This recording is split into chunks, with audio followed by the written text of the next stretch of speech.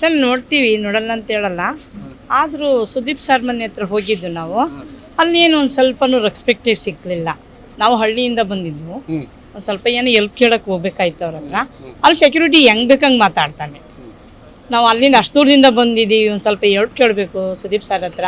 ನಮ್ಮ ಮಗಳನ್ನ ಸೆಲೆಕ್ಟ್ ಮಾಡ್ಕೊಳ್ತೀವಿ ಅಂತ ಹೇಳಿದ್ರು. ನಾನು ಹಿಂದಿನ ಸೀಸನ್ ಇದ್ರಲ್ಲಿ ನಾನು ಅವ್ರನ್ನ ಇದೇ ಥರ ಚಾನಲ್ದಾಗೆ ನಾನು ಕಾಂಟ್ಯಾಕ್ಟ್ ಮಾಡಿದ್ದು. ಸುದೀಪ್ ಅವ್ರು ಹೇಳಿದ್ರಾ? ಸುದೀಪ್ ಸರ್ ಹೇಳಿಲ್ಲ. ಬಟ್ ಅದು ಬಿಟ್ಟಾಕಿ ಇಲ್ಲಿ ನಮ್ಮ ಮಗಳು ಅಷ್ಟೇನು ಇದು ಮಾಡಲಿಲ್ಲ.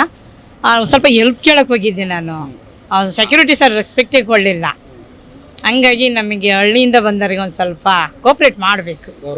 ಹಾಂ, ನಾವು ಬೆಳಿಗ್ಗೆ 10 ಗಂಟೆಗೆ ನಿಂತಾಳು, ಸಾಯಂಕಾಲ 6 ಗಂಟೆ ತನಕ ಗೇಟ್ ಹತ್ರನೇ ನಿಂತಿದ್ದೀನಿ. ಊಟ ಇಲ್ಲ, ನೀರಿಲ್ಲ, ಏನಿಲ್ಲ. ಅವ್ರು ಸೆಕ್ಯೂರಿಟಿ ಹೆಂಗೆ ಬೇಕು ಹಂಗೆ ಮಾತಾಡ್ತಾರೆ. ಆಚೆನೆ ಬರಲಿಲ್ವಾ? ಬಂದರೆ ಯಾರು ಬೈ ಚಾನ್ಸ್ ಅವ್ರು ಇಲ್ಲ ಬಿಡಿ ಅಂದ್ರೂ ಅವ್ರ ತಂದೆ ತಾಯಿ ಆಗಲಿ, ಅವರ ಮಿಸ್ಸಸ್ ಆಗಲಿ, ಅವ್ರ ಮಗಳನ್ನಾಗಲಿ ನೋಡ್ಕೊಂಡು ಹೋಗ್ತೀವಿ, ಒಂದೆರಡು ಮಾತಾಡ್ತೀವಿ, ಒಂದು ಸ್ವಲ್ಪ ಏನು ಹೆಲ್ಪ್ ಕೇಳಕ್ಕೆ ಬಂದಿದ್ದೀವಿ ಅಂದ್ರೂ. ಬಟ್ ಅವ್ರನ್ನ ಸೆಕ್ಯೂರಿಟಿನೇ ನನಗೆ ಪ್ರಾಬ್ಲಮ್ ಆಯಿತು. ಬಿಡಲೇ ಇಲ್ಲ ಒಳಗೆ, ಹೆಂಗೆ ಬೇಕಂಗೆ ಮಾತಾಡ್ತಾನೆ ಅವನು. ಆ ಥರ ಮಾತಾಡಬಾರ್ದು ಅಂತ. ಏನು ಮಾತಾಡ್ದ ನಿಮಗೆ? ಇಲ್ಲ ಹೋಗಮ್ಮ ಸುಮ್ಮನೆ, ಇಲ್ಲ ಹೋಗಮ್ಮ ಅಂತ ಈ ಥರ ಆವಾಜ್ ಆಯ್ತಾ. ಹಾಂ, ಹಿಂದಿ ವಾಲ.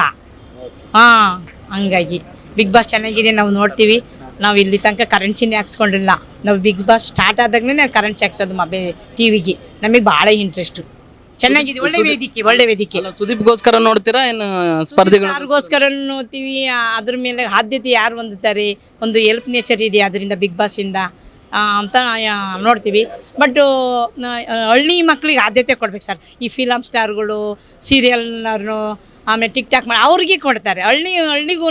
ಹಳ್ಳಿ ಮಕ್ಳಿಗೂ ಆದ್ಯತೆ ಕೊಡ್ಬೇಕು ತಾನೆ. ಬಂದಿರೋ ಸ್ಪರ್ಧಿಗಳಲ್ಲಿ ಯಾರು ಇಷ್ಟ? ಬಂದಿರೋ ಸ್ಪರ್ಧಿಗಳಲ್ಲಿ ಇನ್ನು ಇವತ್ತು ನೋಡಿದ್ದೀನಿ ನಾನು, ಇನ್ನು ನೋಡಬೇಕು. ಹಳ್ಳಿಯವರು ಬಂದಿದ್ದಾರಲ್ಲ ಒಬ್ರಿಬ್ರು ಎಲ್ಲ. ಯಾರು ಬಂದಿದ್ದಾರೆ? ಹಳ್ಳಿಯವರು ಒಬ್ರು ಬಂದಿದ್ದಾರಲ್ಲ. ಹಳ್ಳಿಯರು ಯಾರು ಅಷ್ಟಲ್ಲ ಸರ್, ಇಲ್ಲೇ ಸೆಟ್ಲ್ ಆಗಿದ್ದಾರೆ. ಹಳ್ಳಿಗೆ ಬಂದು ಒಂದು ಯಾರಾದನ್ನು ಒಳ್ಳೆ ಎಜುಕೇಷನ್ ಇರೋಂಥನ್ನ ತಗೋಬೇಕು, ನನ್ನ ಅನಿಸಿಕೆ.